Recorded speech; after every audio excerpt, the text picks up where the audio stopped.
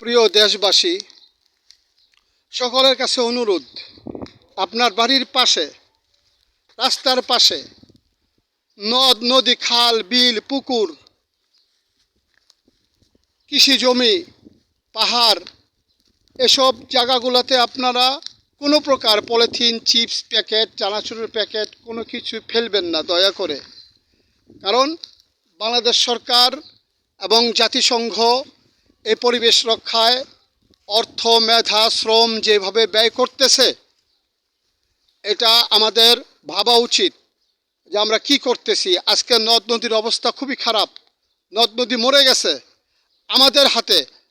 আমরা এই নদ নদীকে রক্ষা করতে পারি না। এই যে কত বড় একটা পুকুর, বিশাল পুকুর, এই পুকুরটা এই পলিথিনের ময়লায় আপনার সম্পূর্ণ পুকুরটা ভরে গেছে। আপনি ব্রহ্মপুত্র নদী দেখেন, মেঘনা নদী দেখেন, শীতলক্ষ্যা নদী দেখেন, কংস নদী দেখেন, বুড়িগঙ্গা নদী দেখেন, অনেক নদী এই পলিথিনের কারণে মরে গেছে। এবং ডাইং ফ্যাক্টরির যারা শিল্পপতি, তাদের বর্জ্য এসিড কেমিক্যালে নদীর অবস্থা খারাপ। আপনার নরসন্দী এলাকার বেলাবো, পাঁচদোনা, আপনার এই অঞ্চলগুলো যে শিল্প প্রতিষ্ঠানগুলো আছে, এগুলা কারণে আপনার মেঘনা নদী শেষ। শীতলক্ষ্যার দুই পাশের যত শিল্পপতি আছে, তাদের অপরিকল্পিত কারখানার কারণে শীতলক্ষ্যা শেষ। হ্যাঁ, তো এই যে শিল্প প্রতিষ্ঠানগুলো, সরকার যথেষ্ট চেষ্টা করতেছেন তাদেরকে সচেতনতায় ফিরিয়ে আনতে, কিন্তু এই প্রতিষ্ঠানগুলো কেন শুনতেছে না সরকারের কথা জানি না। বুড়িগঙ্গার তীর নষ্ট হয়ে যাচ্ছে শুধু এই ডাইং, গার্মেন্টস, এই রুলিং মিল, চামড়ার এই বিভিন্ন এই কি বলে বিষাক্ত কেমিক্যালের মনে।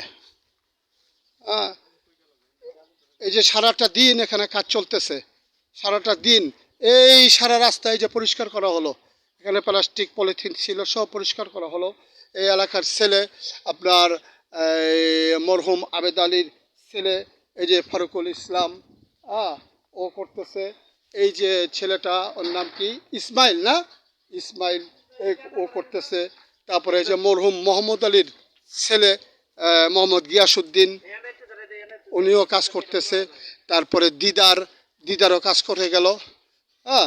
তা আমি যতটুকু পারছি করেছি, এবং সচেতনমূলক লেখা দিয়ে তাদেরকে সচেতন করার চেষ্টা করতেছি।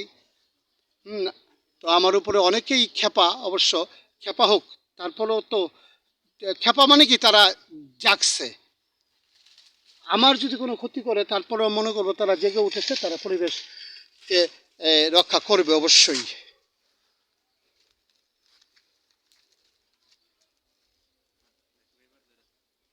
আপনারা বাড়ির ভিতরের যত পলিথিন আছে, সব পলিথিন আপনারা পরিষ্কার করে রাখবেন, ওগুলো বিক্রি করতে পারবেন। কিন্তু কোনো ময়লা পলিথিন রাস্তা ঘাটে, বাড়ির আশেপাশে, নদ নদী, খাল বিল, পুকুর, কৃষি জমি বা ঝোপঝাড়ে ফেলবেন না দয়া করে।